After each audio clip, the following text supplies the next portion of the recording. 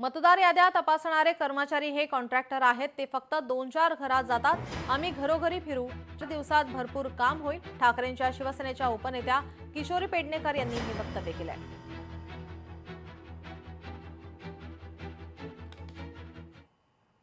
महानगरपालिकेचे जे कर्मचारी म्हणून पाठवले जातात ते मुळात कॉन्ट्रॅक्टर आहेत, अशी मुलं आहेत।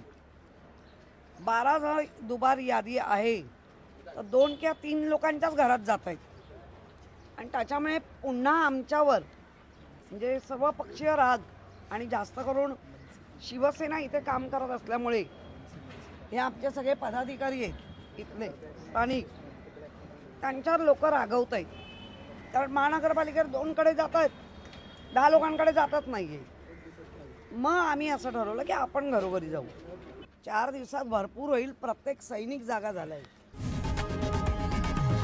लोकशाही मराठी ऐका, पहा, जागरूक रहा।